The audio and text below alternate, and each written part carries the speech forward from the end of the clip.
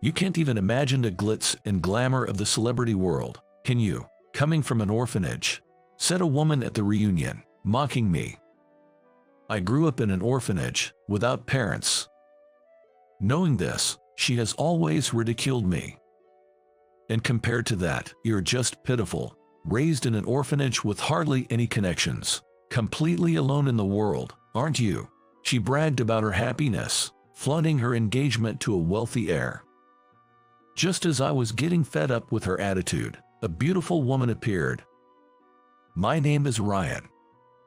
I'm just an ordinary 25-year-old man, but there's one thing that sets me apart from others. I don't have parents. I've been living in an orphanage as long as I can remember. I don't know much about it and don't want to, but apparently, my parents died in an accident when I was less than a year old. It's a sad story, but since I can't remember their faces or voices, I never really felt the sadness. The orphanage staff were sometimes kind, sometimes strict. Thanks to them, all of us who grew up together were full of compassion and grew up properly. When I started elementary school and met friends outside the orphanage, I realized my situation was rare. At parent-teacher events, I was always the only one without parents. The teachers from the orphanage would come to events like sports days and concerts, but they weren't just there for me. They came for all the kids from the orphanage.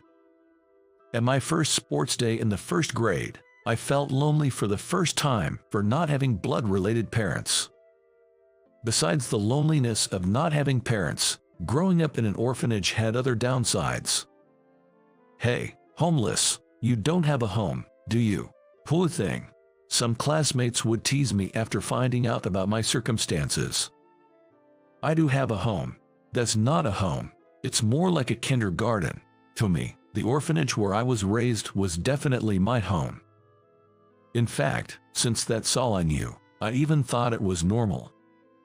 Besides, I do have a family. A family without a mom and dad. What kind of family is that? I truly thought of the teachers and my peers as my family. Now as an adult, I wonder if blood relations are really that important to being a family. But back then, I couldn't say anything and just froze. One classmate, Emma, was particularly harsh in her teasing.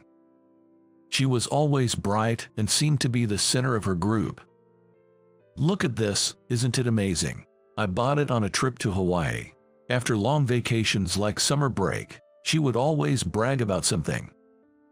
She'd talk about family vacations or staying at a relative's vacation home. It would have been fine if she just bragged, but "Look at this, Ryan. I bought it on a family trip. It was so fun." Well, you probably wouldn't know about that.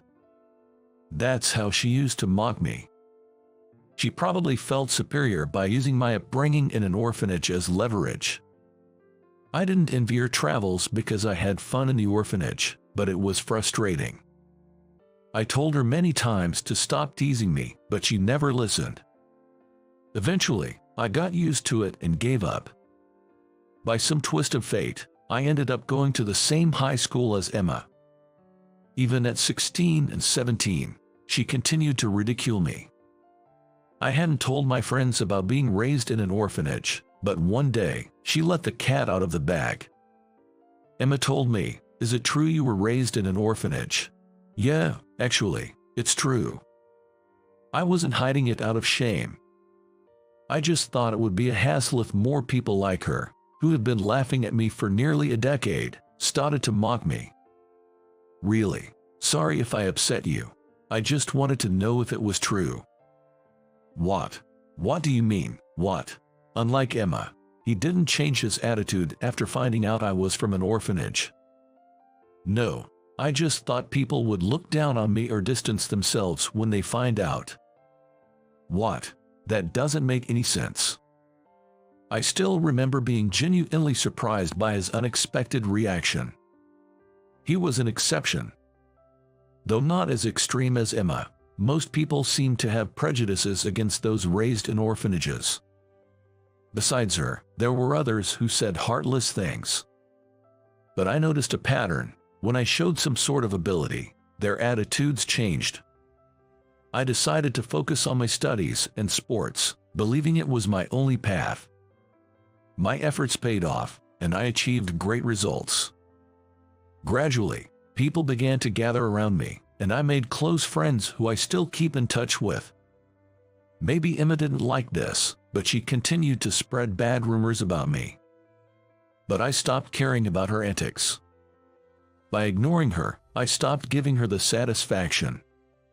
Eventually, she stopped coming to me with her boasts. By ignoring her continuously, we drifted apart. As a working adult, I finally bid farewell to the strange connection with Emma. No one at work made fun of me for being from an orphanage. No one even bothered to ask about my family. Thanks to that, I felt comfortable and am now living a happy life. One day after work, I checked my cell phone and found a long message. It was from a high school friend. What's this? A reunion invitation. The one who contacted me as the organizer was the guy who didn't change a bit even after knowing about my background. He was a great friend, and I was excited at the thought of seeing him after such a long time. It's been a while. I'll definitely attend. Out of happiness, I immediately replied. Minutes later, I received thanks for confirming and details about the venue. Thanks for the invite. Looking forward to it. This should do. Wait a minute. A high school reunion meant that Emma, who always had something nasty or boastful to say, would also be there. Realizing this made me a bit anxious. But I quickly remembered the fun memories outweighed the bad, and I looked forward to reuniting with friends. On the day of the reunion, when I arrived at the designated tavern for the reunion, there were more people gathered than I expected. Hey, it's Ryan. Long time no see. Hey, long time, have you been? Pretty good, I guess. I sat near the organizer, ordered a beer, and started chatting with a friend. So, what's up with you lately, Ryan? Just the usual. Work and life are pretty mundane. That's good to hear. He mentioned that some of our classmates weren't in the best of situations. Some had quit jobs at exploitative companies, while others were recovering from major injuries at their manual jobs. As we drank our beers, sharing updates and reminiscing, I heard a commotion from the back of the room. Wow, Emma, that ring is amazing. Really, really. Where did you get it? The center of the excitement was none other than Emma. I couldn't see well from where I was, but apparently, she was wearing a lavish, opulent ring. Right, actually, I was proposed to by my wealthy fiancé. She flaunted her ring to her friends, grinning widely. While the women were getting excited, my close friends nearby mentioned it in a low voice. Man, a wealthy heir, huh? I wonder how much that ring cost. Then, she must have noticed that we were interested in her ring. She made her way over to us, pushing through the crowd with determination. You guys interested too? Look, here it is. Take a good look. She hadn't been asked, but she turned her left hand towards us. The gemstone was dazzling in the light. I can go into details because it's his work, but then she began boasting about her boyfriend. He apparently makes $1 million a year and drives a luxury car. He even seems to own a vacation home. He used to be a model and was incredibly kind and handsome. She was head over heels for him. I was almost impressed she could say the last part without any embarrassment. Well, you guys are just in a completely different league. Her unnecessary remark caused some irritation. Then, she turned to me with a laugh. You can't even imagine the glitz and glamour of the celebrity world, can you? Coming from an orphanage, she bragged about being born into the upper class, enabling her to marry into wealth. She spoke of her wonderful in-laws and how loved she felt by her fiancé, with a deliberately unpleasant demeanor. Compared to that, you're just pitiful, raised in an orphanage with hardly any connections, completely alone in the world, aren't you? I was just dumbfounded by her ignorance. You seem to be under some misconception," I began to say, about to reveal the truth. At that moment, I felt the warmth of someone's touch on my right arm. At the same time, a familiar sweet scent of perfume wafted over. "Excuse me, do you need something from my husband? Please don't cause any trouble." It was Sophie who intervened to restrain Emma. "She is my fiancée."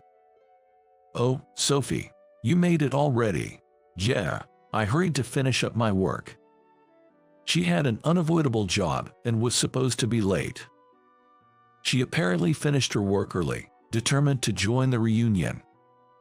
We smiled each other, surprising those around us. "Husband, wait, what? Ryan is Sophie's." "No way, man, you really did it." That's how our close friends reacted loudly. Seeing their response, Sophie clung to me even tighter. Why would someone like you?" Sophie was smiling, while Emma had a face like she had just stepped on a bitter bug. It was a dramatic change from the proud demeanor she had just moments ago. Sophie had been famous for her beauty since high school. Not just students from our school, but even those from other schools who heard rumors about her came to confess their feelings. But she herself seemed uninterested in such things. She politely brushed off everyone's advances. Being the daughter of a big corporation's owner, she was like an unattainable flower to me. She always had a chauffeur for school commutes, accompanied by a bodyguard-like driver. Even those who admired Sophie could only muster the courage to speak to her. Our close relationship started with our jobs. The company where I got a job offer turned out to be owned by Sophie's father. You're Ryan, right? I'm Sophie, from the same high school. Remember me?" She approached me one lunch break, a few days into the job. "Sophie, of course, I remember you. I knew the CEO had the same last name, Sullivan, as Sophie, but I never imagined he was her father." Miraculously reuniting at work, we often found ourselves collaborating on various tasks. Working together on major projects, we gradually grew closer. "Ryan, you're doing quite well, I hear. Your reputation has reached our ears." "Thank you, it's an honor. I was just trying to work like everyone else, but maybe with Sophie's support, my achievements kept piling up, and I somehow became favored by the executives. Even the CEO began to take an interest in me. Then one day, after work, I happened to meet Sophie. Ryan, do you have a moment?" "Sure, I'm free." I followed her, curious about what she wanted, and we ended up at a stylish bar. It didn't seem like a work-related conversation, and then she said something I never expected. "Ryan, I've fallen for you." Her words, though familiar, didn't make sense to me at first. "Wait, what do you mean?" I mean, I want us to be together." I was beyond surprised, calm in my disbelief. I never thought she, whom I considered out of my league, would say such a thing. But should I accept her offer, I was hesitant. "Thank you, I'm happy." "I'm happy. But I definitely don't think I'm someone who matches her. An orphan with no parents. I believe someone more fitting should stand beside a lady from a large corporation. I'm really happy, but I'm not the right person for you, Sophie." "That's not true. You're great, Ryan. Even my dad likes you." "Thank you, but still, it's not right." My feelings of inferiority, stemming from being raised in an orphanage, prevented me from accepting her affection. From that day, there was an awkwardness between Sophie and me, or so I thought, until one day. "Ryan, how about dinner tonight?" And then, on another day, "Ryan, do you want to watch a movie together on our next day off?" And then, yet another day. "Ryan, I got us tickets to the theme park." She persistently stuck to it, almost to the point of being pushy. Her earnestness touched my heart, and I finally shook off my inferiority complex to start dating her. Before we knew it, things progressed rapidly, and recently, we got engaged. Now, we're preparing for our wedding next month, amidst our work schedules. When Sophie explained how everything unfolded, our friends clapped and celebrated. Meanwhile, Emma looked frustrated, contorting her face in dismay. Ryan isn't alone in the world. I'll make him happy. Besides, the smallest unit of family is a couple. A couple is, after all, two unrelated individuals by blood, right? Sophie questioned, but Emma just clenched her fists and groaned. Then Sophie continued. So, happiness has nothing to do with blood relations. You kept mentioning that it was raised in an orphanage, but what does that matter? It doesn't affect our happiness now, does it? Emma finally reached her limit under Sophie's barrage. She grabbed her belongings and stormed out of the tavern, glaring at us with a demonic expression. Some time after that incident, Sophie and I attended a party we were invited to for work. I was wondering why I, just an employee, needed to be there, but according to Mr. Sullivan, the CEO, you might be the future CEO, so attend and learn. That seemed a bit premature.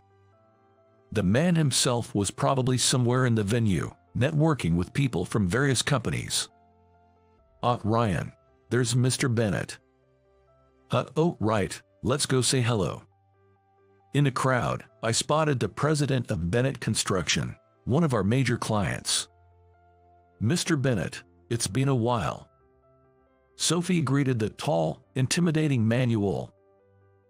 Miss Sullivan, likewise, it's been a while. He replied with a gentle and soft voice, contrary to his appearance. I had met him a few times for Sophie and was always surprised by the contrast between his looks and demeanor. As we chatted with Mr. Bennett, a voice called out from behind us. Dad, I've finished greeting everyone. The voice seemed directed at Mr. Bennett. That's good, Julian. Networking is important. Use these connections in the future. Commenting on his having a son, I looked at the face of this Julian. I listened to his greeting, thinking he looked vaguely familiar. He seemed to have his own thoughts about me too, as we faced each other again with a strange atmosphere. Nice to meet you, I'm Ryan. Ryan. As I introduced myself, his eyes widened in recognition. Remembering him, I exclaimed, Julian, is that you? Ryan, it is you, isn't it? Julian, you know him? Asked Mr. Bennett, looking puzzled at us. He probably never imagined we had a connection. Yeah, we were in the orphanage together in the past. Julian replied softly. Upon hearing this, Mr. Bennett smiled warmly, saying, Is that so? Is that so? It seems he holds no prejudice against those who grew up in an orphanage. I've heard from Mr. Sullivan that you're an excellent son-in-law. If he says so much, you must be working hard. I respect that. I was overwhelmed by such unexpected praise. Julian left the orphanage when he was about to enter elementary school. He, like me, didn't know his parents, but fortunately, someone came to take him in. That someone was the then Mr. Bennett. Hey Ryan, let's play tag, albeit. But Julian, you run so fast, I can't escape. Ready, set, go. 1, 2, 3. Julian often invited me, a year younger, to play with him. It felt somewhat forceful, but I enjoyed playing too. Of course, Julian and I have no blood relation. Yet, we always thought of each other as true brothers. I cried when he was adopted. I deeply mourned the loss of my closest family. Nearly 20 years later, I never imagined we would reunite like this. It seems Mr. Bennett adopted Julian because they couldn't have children. He had a physical issue and was concerned about the company's succession. So, he opted for adoption, as he told me. Because of his experience, he doesn't see being raised in an orphanage as something special. There's no blood relation, but I'm grateful for being raised well. Julian said, the room filled with smiles at his words. Mr. Bennett seemed a bit shyly. Julian continued to say, I'll support my parents from now on. Julian aims to be a worthy successor, repaying the kindness of being raised. My brother, who was suddenly separated from me in our childhood, is now living happily like this. Knowing this, I felt as happy as if it were about my own life. Then, a woman appeared. A voice I remembered from a recent unpleasant encounter. Julian, sorry to keep you waiting. Wait, why are you two here? It was Emma, dressed in an overly flashy dress. It's more like my line. Why are you here? Sophie stepped between Emma and me. Since the reunion, she seemed wary of Sophie. What do you mean why? Can't a fiancé attend a party? Emma sarcastically responded, clinging to Julian's arm as if showing off. So, the wealthy fiancé was Julian. Our strange connection with Emma was almost eerie. As I was thinking this, Julian asked curiously, Wait, Emma, you know them? Yeah. These two are my high school classmates.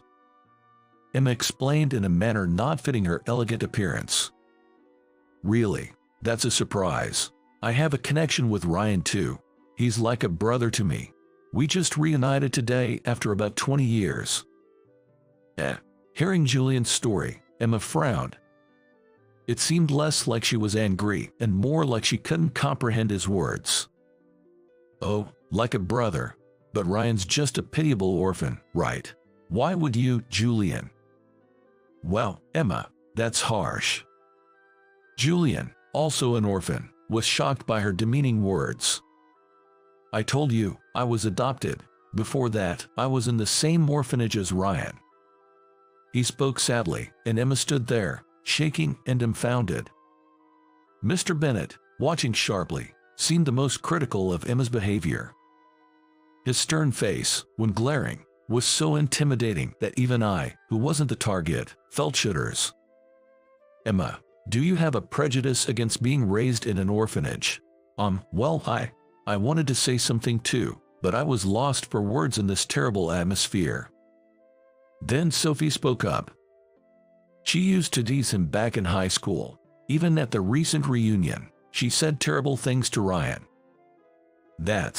Emma tried to make excuses but cowered under the cold stares from Mr. Bennett and Julian. After a silence, Emma finally spoke, tears in her eyes. It's not that, it's just. Her voice was so faint, unlike her usual loud, boastful self. I was just jealous. Emma's parents were remarried to each other, and she was her father's child from a previous marriage. When she started elementary school, her parents had a son. The parents only doted on my brother. They never showed me any love. She received food, clothing, and school supplies. Though it was more an afterthought, she did go on the family trips she used to brag about.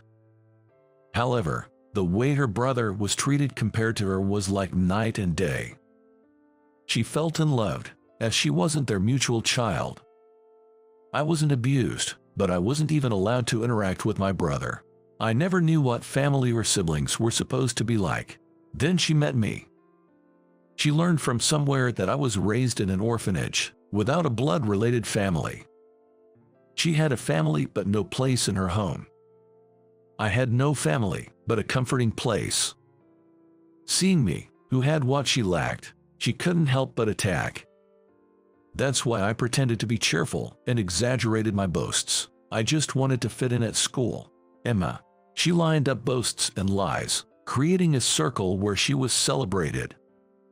Desperately gathering friends, she sought her place. Yet, the orphan with nothing was now smiling with friends. Seeing me, trusted and respected, her jealousy grew uncontrollable. But you never cared, she said. I ignored her for convenience, but to her, it seemed Ryan had grown up. It's not that I didn't care. Her obsession and noise seemed pitiful, and she eventually stopped attacking.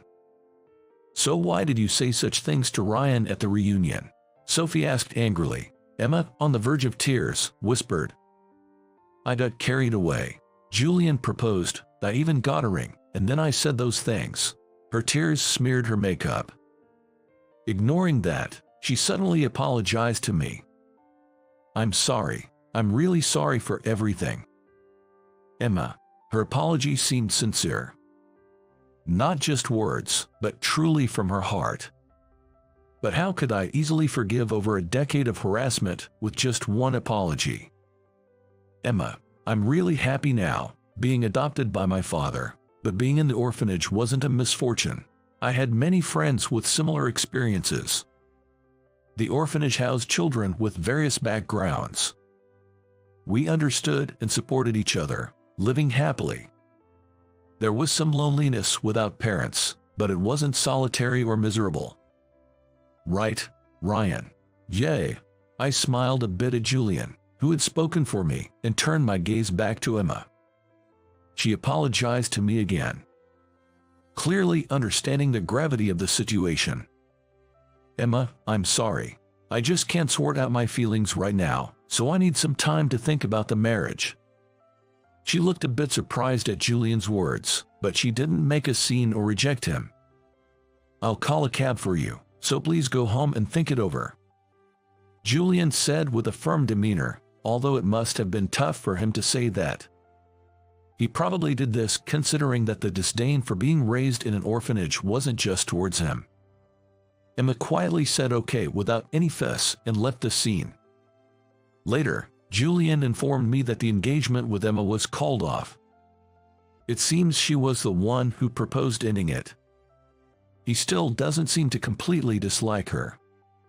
Indeed, considering Emma's family circumstances, there's room for sympathy. That's what I thought, but Sophie had a different view. I won't sympathize at all.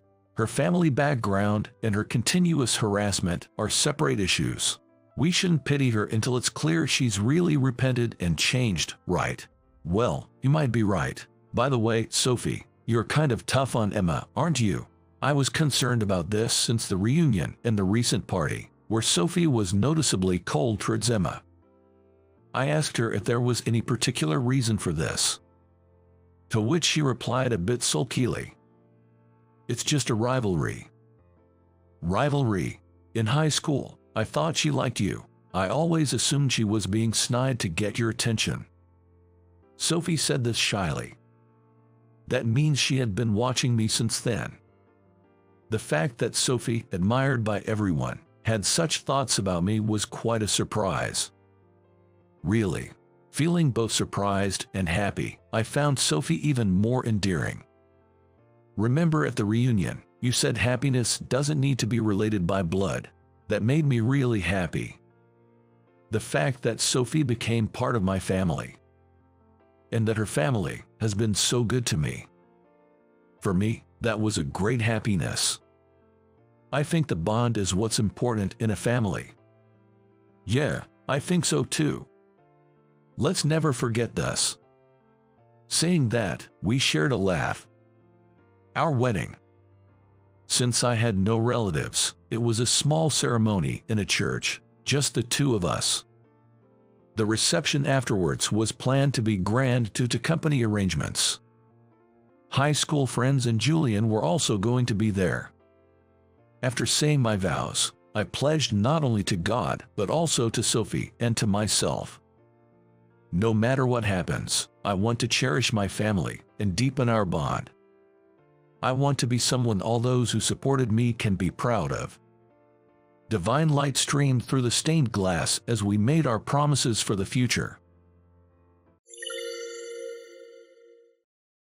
Hey Joe, go hit on that girl. Go pick up that blonde beauty with your high school level French. Just go, hurry up. At a hotel lobby where our high school reunion was being held, I saw a beautiful blonde woman, my classmate, who looked down on me for only having a high school education, ordered me to approach her. No matter how much I refused, he kept forcefully pushing me to do it. He seemed to want to laugh at my discomfort. But he didn't know. Fine, but that girl is my secretary. That she wasn't a stranger. And what I am doing now. I am Joe. I grew up in a single-parent household with my younger brother.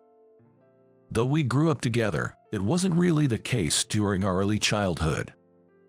My brother, Mike, wasn't very physically strong and had repeated hospital stays since he was young, so our mother was always occupied with him, leaving me alone many nights. I was scared and lonely during those nights alone. But I could never say that to my mother, who was working desperately while caring for my sick brother. Besides, I could bear it a little, thinking it was all to help my brother. Nevertheless, being alone at home with nothing to do, I started to want to lighten my mother's burden and naturally began to help with household chores. At first, I was just copying what I saw, so I ended up adding too much detergent to the washing machine and troubling my mother, and my folding of laundry was terribly done. I once scorched a shirt trying to iron it. There was also a time when I tried to make pancakes and ended up spilling the batter in the sink, leaving it covered in flour. I once clogged the vacuum cleaner and waited in tears for my mother to come home. Eventually, I even cut my finger with a knife and wrapped it in bandages to get through the situation. When my mother came home, she was so pale and rushed me to the hospital. Looking back, she must have been terrified. And now, I think, what on earth was I doing?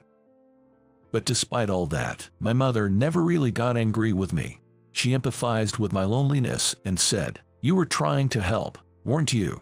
Thank you, but please, no more dangerous stuff. Just knowing you care is enough for me," as she stroked my head. Of course, I wasn't allowed to touch knives or irons anymore, and I could only use things she taught me. But as I gradually learned to do more chores, I felt like I was really helping her, and that made me very happy. My dad left us right after my brother was born, running off with another woman he had an affair with. I used to think he was a doting father and I liked him, but after seeing him betray and leave my mother, I've always disliked him. My mother worked tirelessly, not just at her job, but also taking care of my brother, and still keeping an eye on me. I can only imagine how busy and difficult it was for her. Though we got child support from my father, because of my brother's medical expenses, life was pretty tough. I wanted to do my best for my family. With that determination, I kept adding to the chores I could handle. This was around the time I became a middle schooler. I ended up in the same class as a student named Steve. Steve was the center of our class, the kind of popular guy who's always surrounded by people, regardless of gender, with friends among upper and lower classmates. "Hey, anyone up for cinema today? There's a new place near the station. I heard the staff is pretty." Once he suggests it, my classmates say, "Sounds good, let's go." Why not invite the whole class? Right, everyone. Everyone, let's meet at the cinema near the station after school. Before I know it, there's already a plan for the whole class to go to cinema. I got past exam papers from a senior. Seriously, way to go, Steve. Typical Steve. Having lots of connections sure is handy. Thanks, Steve. With these, we can avoid failing. Hey, how about we all study together afterwards? Oh, then come to my place. I've got a new video game. We can take a break and I'll show it to you. Wow, I want to go. Steve, who somehow got his hands on past exam papers, is revered like a god and proudly shows official. He's always surrounded by people and loves to have a wild time. I find it a bit hard to get along with him, who's the complete opposite of me. You should come too. No, I don't have money for cinema. What? It's just cinema. You get an allowance, right? Sorry, I really can afford it.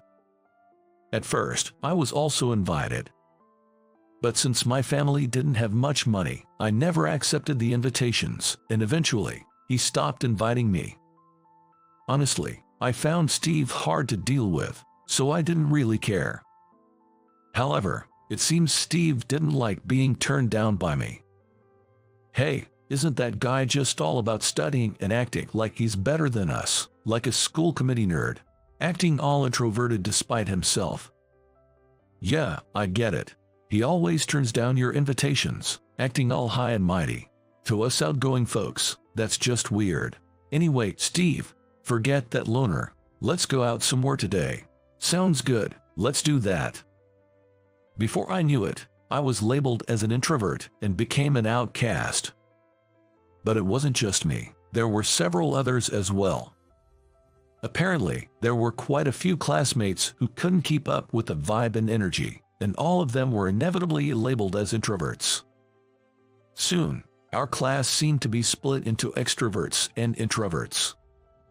Ironically, despite hoping classes would change as we moved up grades, Steve and I ended up in the same class for all 3 years.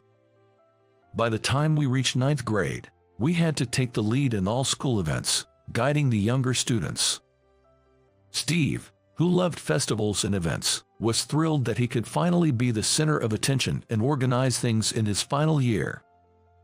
Everyone, what should we do for the school festival? We can do food and drink like high schoolers, so why not just stick with a safe exhibition again this year? No way, we have a stage, so we should do something that stands out. How about a play? It'll be fun and definitely liven things up. Steve starts the discussion enthusiastically, but listening to him, it just seems like he wants to stand out and make noise, which is kind of depressing. If we do a play, it'll take a lot of time on the day, and rehearsing will be tough. Maybe an exhibition would be better. Someone in the class timidly suggests this, but Steve retorts, "What? We were just getting into the idea of a play. You got a problem with that?" "No, not really." "Well, it's fine. If you can't keep up, you're just in the way. Let's just have fun with those who can enjoy it." Steve's idea of a play isn't about a story, but more like imitating a TV comedy show, making fun of someone. It's obviously going to be a poor imitation and not particularly funny, and resorting to inside jokes when it doesn't get laughs will only make the atmosphere heavier. Initially, classmates who agreed with Steve's plan gradually started saying, yeah, sounds fun, I guess. It'll be exciting, right? It'll definitely be exciting. But it seemed too late to back out now, as they were slightly hesitant and Steve was on a roll, leaving everyone sweating nervously. Then, a voice called out, "Steve." "What's up, Mr. Anderson? That play of yours, I don't find it particularly interesting. What part do you think is funny?" What are you talking about?" Mr. Anderson, our class teacher, said, looking around. "It seems like hardly anyone is really on board with this play. Are you aware of that?" Having fun is important, of course, but this festival isn't just for you. It's something we all create together. It has to be something everyone agrees on and enjoys. Thinking only about your own fun lacks consideration for others. A true leader is someone who can take everyone's opinions into account, he advised the irritated Steve. "What's with the sermon? Cut it out." Initially, Steve was defiant, but it seemed to shock him that no one supported him at that moment. "Freaking unbelievable. Fine, you guys do some boring exhibition then. I'm not participating." He snapped back and stormed out of the classroom. Some students worriedly followed him, but I was moved by Mr. Anderson's words. In the end, Steve didn't become the leader. As the class representative, I took the helm, listened to everyone's opinions, and we settled on a safe exhibition, which turned out to be a great success. Then came the morning of the high school entrance exams. "What, Mike is?" "Yes, I'll be there right away." Hearing my mother on the phone, her voice filled with panic, I heard that Mike's condition had suddenly worsened. She told me to go on with my exam, but I couldn't focus and ended up forfeiting. I rushed to the hospital and waited for hours outside the surgery room. Mike, thanks to the doctor's efforts, managed to pull through. However, since I only applied to one public high school, I had no other options left. Steve, learning about this, later found me and laughed mockingly. "A straight-A student like you taking a gap year before high school. That's just perfect. You should have gone to the exam instead of the hospital. You couldn't do anything there anyway. That's just stupid. Man, you're hilarious. Haha." Hearing this, all the feelings I had bottled up inside me just exploded. "Is it fun for you?" Huh? I'm asking if you enjoy continually mocking others. Enough with looking down on people. In a sudden impulse, I grabbed Steve, ready to strike him in a mix of shock and anger. But at the last moment, Mr. Anderson stopped me and took me to another room. You're kidding me. You won't get away with this. Steve's shouts lingered for a while. Mr. Anderson quietly listened to my story. He empathized with my past struggles and even shed tears. It must have been hard. You felt lonely, didn't you? Seeing his tears, I felt a slight relief in my heart. Did I make a mistake? Mike's well-being was more important than the exam. When I heard his condition worsened, I just couldn't stay put. The exam seemed so trivial, but still. You don't regret it, but you feel resolved, don't you? I nodded, and Mr. Anderson smiled kindly at me. It's normal to feel that way, but prioritizing Mike over the exam wasn't a mistake. Probably, if you had chosen the exam, your worry for Mike would have prevented you from performing your best. Mr. Anderson, remember, you can always reach out to me when times are tough. I'm on your side. It's going to be all right. Saying that, he gave me his address and phone number. I wasn't in a family situation where I could ask for a cell phone, so my communication with Mr. Anderson naturally became through letters. I made it a point to always write to Mr. Anderson whenever something happened, ensuring I never neglected our correspondence. Mr. Anderson also sent back thoughtful responses every time. Not only that, but he never failed to send Christmas cards and midsummer greetings as well. Fast forward 15 years since I graduated from middle school. An invitation to a class reunion arrived. A reunion for our 9th grade class. Looking at the invitation, I didn't feel much excitement. However, the line Mr. Anderson, our former teacher, is also expected to attend made me decide to go. On the day, the reunion took place in the banquet hall of a hotel. Joe, long time no see. Hey, it's Joe, the class representative. Been a while, hasn't it? Yeah, long time. How's everyone been? Aw, you look great too, Joe. Talking with my classmates turned out to be more enjoyable than I expected. Everyone remembered me as a class representative from back then, and we had a great time reminiscing about those days. As we shared our recent life updates and chatted, I noticed one particular group seemed exceptionally lively. Over there, they're having quite the time. Jay, that's Steve's group. Ah, I see. It seemed Steve was the center of that group. Even from a distance, the snippets of conversation I heard suggested they were still as childish and rowdy as in middle school. I thought about avoiding them, but then accidentally made eye contact with Steve. As he approached with a smirk, I suppressed my urge to flee and faced him.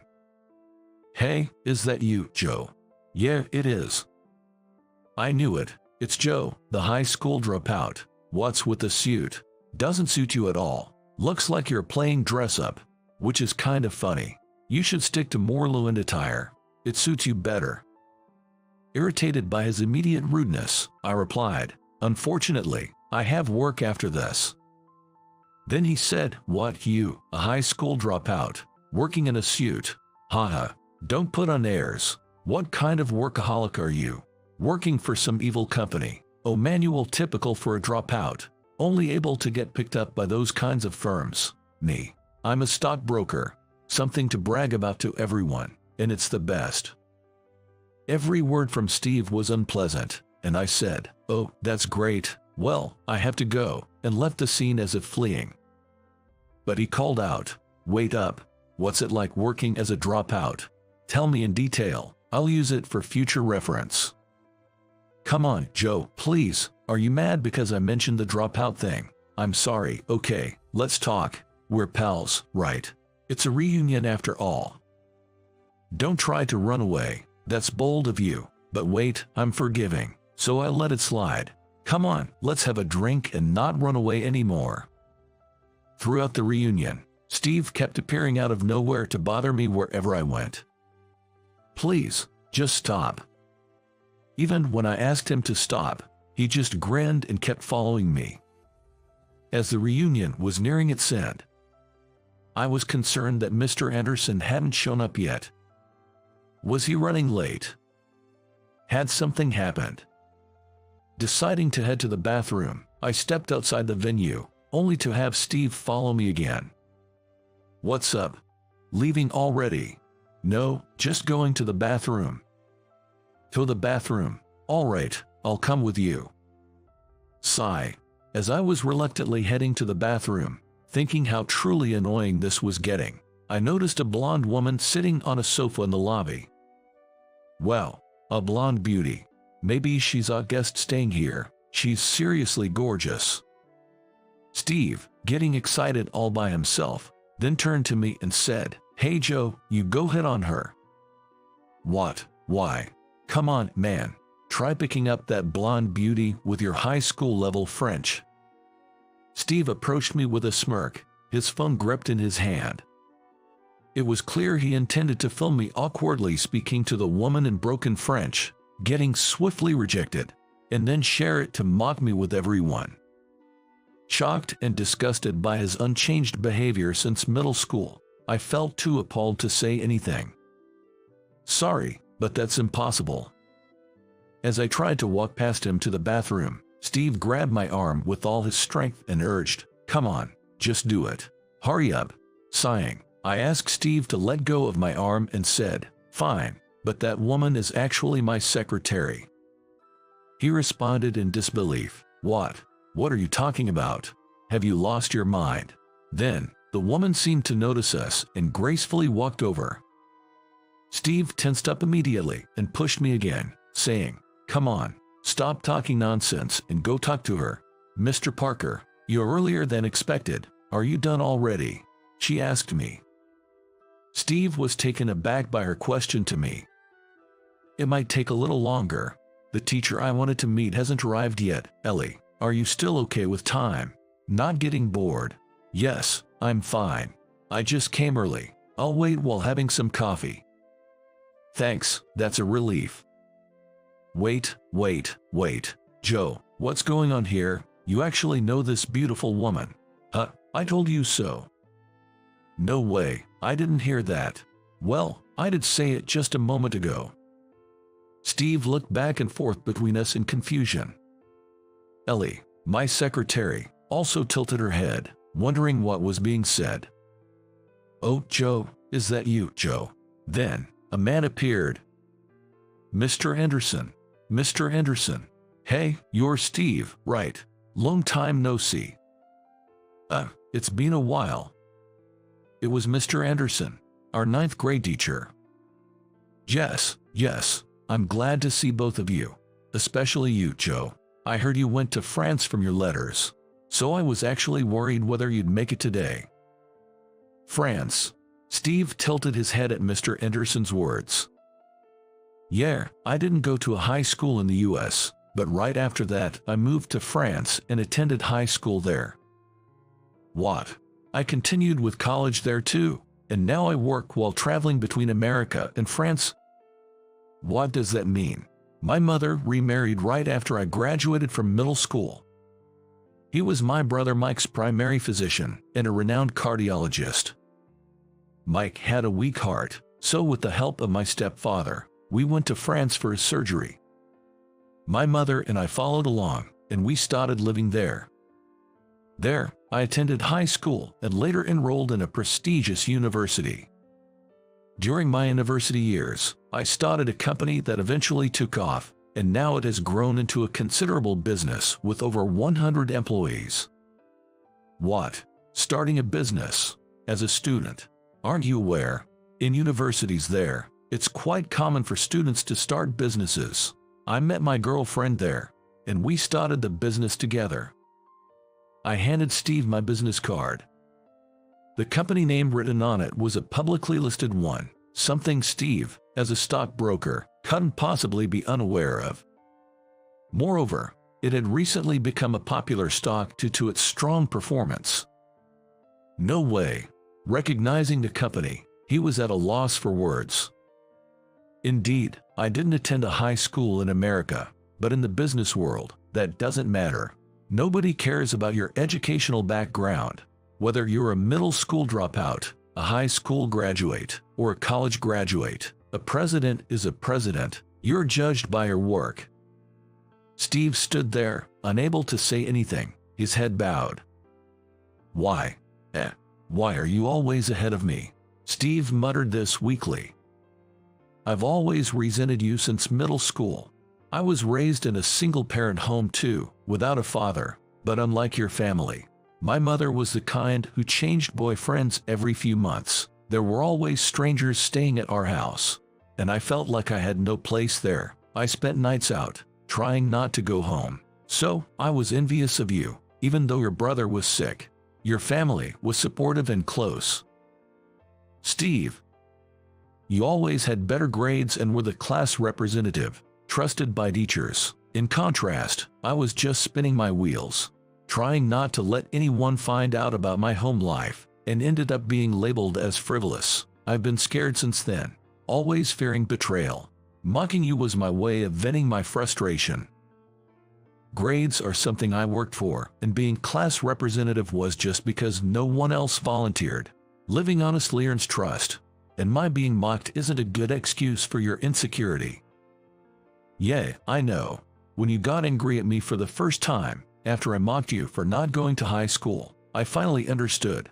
I have done something irreversible, but by then, it was too late to apologize. I planned to apologize if you came today, but seeing you so happy made me realize how pointless my life has been, and it just made me angry. All I could do was hold my head in my hands. While there might be some room for sympathy regarding Steve's family situation, everything else was honestly just a result of his own actions. I had genuinely suffered and been hurt by his behavior for a long time. Steve said he envied me, but I felt the same about him.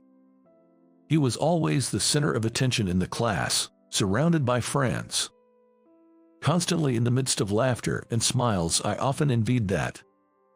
In contrast, while I did feel my mother's love, I also experienced more loneliness than most, and being naturally bad at socializing, I was labeled as serious. I never wanted to be class representative. It was Steve who labeled me as an introvert and pushed that onto me. When I conveyed this, he looked at me in surprise. I was never really the serious type by nature. I was just a kid who suppressed my own feelings to distract from the loneliness. That's why I always envied you, Steve, being bright and the center of attention. Why? Why didn't you ever say anything? Why would I? You never said anything to me either.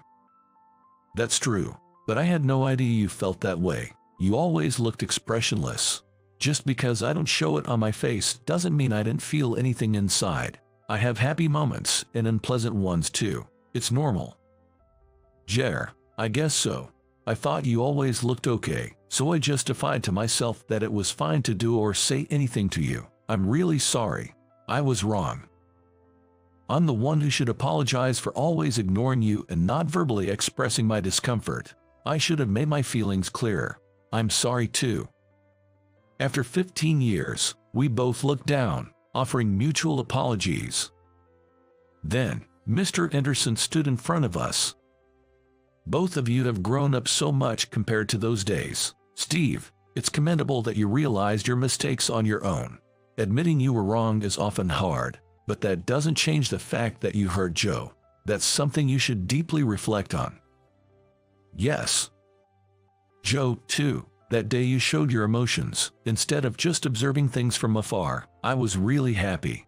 It's wonderful that even now, amidst these unresolved feelings, you can acknowledge your faults. Yes. In life, there are many people we may not get along with. In fact, most might be like that. Yet, in living, we sometimes have to understand each other. For me, both Steve and Joe are precious students.